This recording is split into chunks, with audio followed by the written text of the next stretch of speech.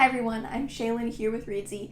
In today's video, we're going to be wrapping up our series on point of view by talking about kind of the dark horse of the point of view family, second person. So, if omniscient point of view was like the grandfather of the point of view family, second person is like that weird cousin that you only see at family reunions like once every 7 years. It's definitely the least used point of view. For the majority of writers, it's probably something that they will never even consider writing in. It's not really taught as a viable option, and it's certainly not something that you see every day. Most readers can probably say that they've never read a novel in second person. It may be something that you never really even encounter, which I think is too bad because I think second person has a lot of really great, unique qualities that can make for very effective storytelling. In second person, the story uses a you pronoun, so it feels like the story is directly addressing the reader. I like to think of second person as being like first person turned inside out. Everything that was directed inwards is now being directed outwards. Second person is certainly a controversial storytelling mode. There are readers who just straight up say they hate it. There are editors who will advise that you just don't do it. Don't give up so fast. I'm certainly not here in this video to advise you against second person. I love second person. I've actually written a novel in second person. So I'm really excited to talk about this point of view and talk about why there's some really great qualities to this point of view that are really unique and can be really impactful, while also discussing the reasons why you may want to avoid it. Before you embark on writing a novel in second person, I would really recommend starting with short fiction. Write a couple short stories or flash fiction pieces in second person to get used to how this point of view feels. I find that once you get used to it, second person actually feels very fluid to write, almost the most fluid point of view to write.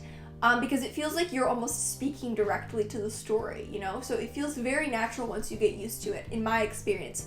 But it's not a point of view we're really that exposed to. And so when you're just getting started, it can feel very unnatural. You'll find when you start experimenting with second person that it's probably a lot more natural than you expect. Second person is actually a pretty natural mode of storytelling. It's very common in verbal speech. If you've ever begun a story with the phrase, "you know when you're," and you proceed to tell a story in second person, and what you mean is, this is a story about me, but I believe it will be relatable to the group. So it's actually something we use in spoken, just day-to-day life, all of the time. So let's start by talking about the qualities of this point of view. First of all, is it pulls the reader in. Now there's debate over whether second person is closer or further than first person and whether it pulls the reader in or distances them from the events, and I think it just depends on how the second person is used. But if used properly, it can really pull the reader into the story. This can happen whether by placing them as the main character or simply having the story address them directly. So here's an example from the 5th season by N.K. Jemisin, probably one of the most successful second person novels. It's not written entirely in second person. There are 3 point of views and 1 is in second person, but it's really, really effective how the book uses multiple point of views. If you're like a point of view nerd like I am, then this is definitely a book to check out. You're the mother of 2 children, but now one of them is dead and the other is missing. Maybe she's dead too. You discover all of this when you come home from work one day. House empty, too empty, tiny little boy all bloody and bruised on the den floor. This is a narrative about grief. It's about a mother who's lost a child and is searching for her other child. And the second person makes that grief feel so all-encompassing. The grief is so powerful that the main character has essentially dissociated from herself. Another great use of second person is just that. It can reflect the narrator distancing themselves from the story. The most common use of second person is when the main character is telling the story to themselves. So the you is the protagonist speaking to themselves. This is why the classic idea that in second person the you is the reader, meaning that second person is to be a reader is protagonist situation, is usually untrue. That type of second person can exist, but it's pretty rare. Most of the time in, published fiction that's in second person, the you is the main character. That's why second person can feel so turbulent and internal, because it's the main character reflecting the story back at themselves. It's almost as if the narrator's conscience is telling the story. It can be self-accusatory even. So this is a case from the story How to Be the Other Woman by Lori Moore from her book Self-Help. When you were 6, you thought mistress meant to put your shoes on the wrong feet. Now you are older and you know it can mean many things, but essentially it means to put your shoes on the wrong feet.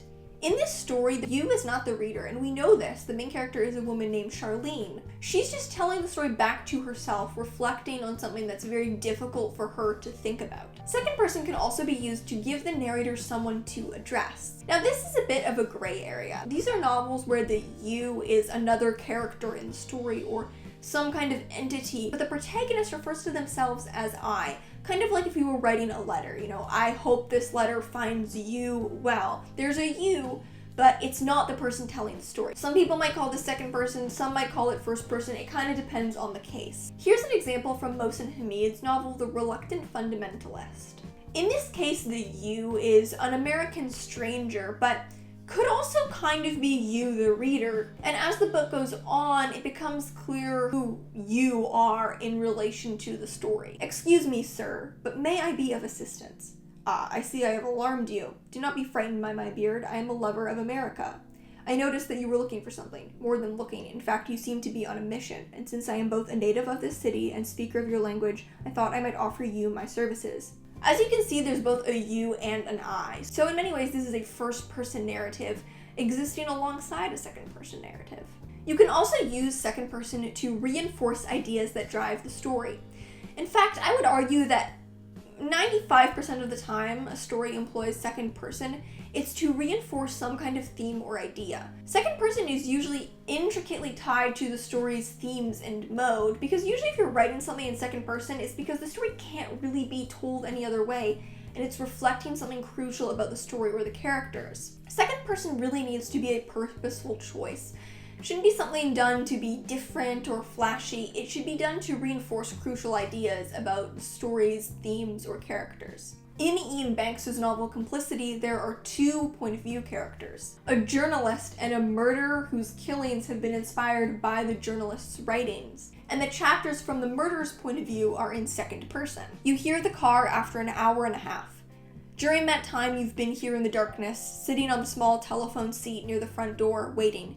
You only moved once, about half an hour, when you went back through the kitchen to check on the maid. The point of view ties into the novel's main theme, which is about complicity. The second person makes the reader feel complicit in the murders, right? It's telling you that you yourself have done this. And this very uncomfortable intimacy brings you into the headspace of the journalist, who he himself is dealing with feelings of complicity in these crimes.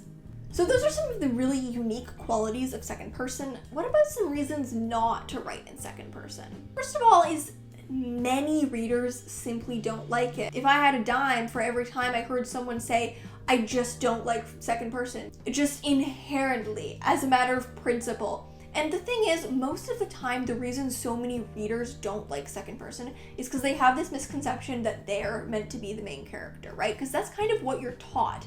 Unless you have this background education on second person and the knowledge on it, you're taught to feel that second person means reader is protagonist. And so a lot of people inherently don't like second person because they feel like they're being told they did things that they would not do.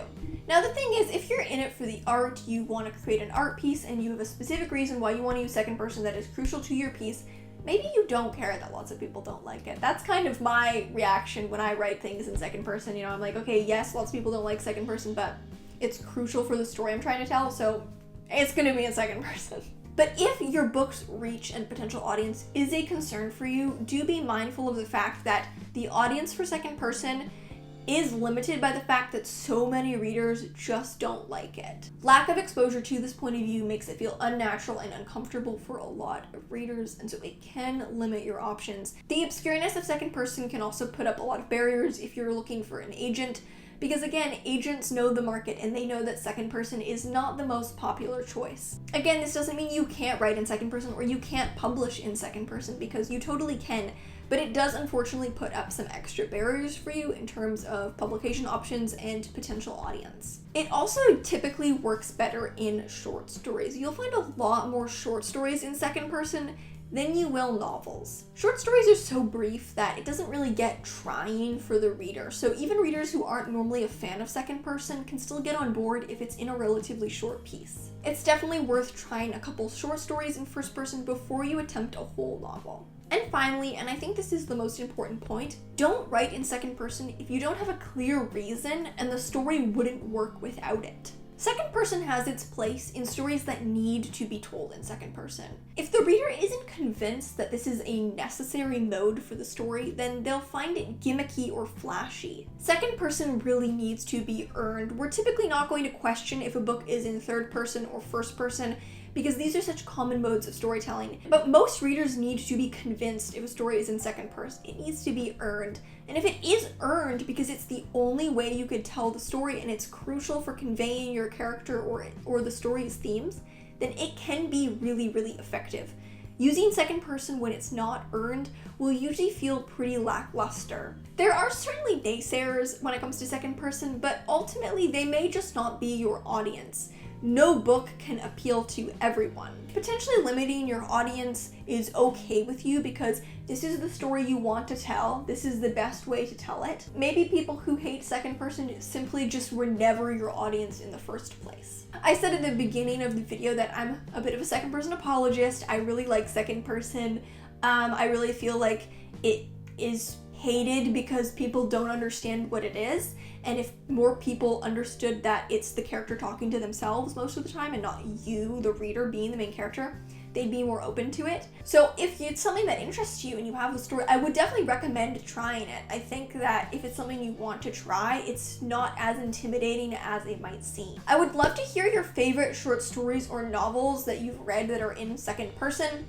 Thank you so much for watching. Remember to subscribe and turn on notifications so you don't miss any new videos from us. We've got new writing, editing, and publishing tips every Tuesday and Friday. Until next time, bye.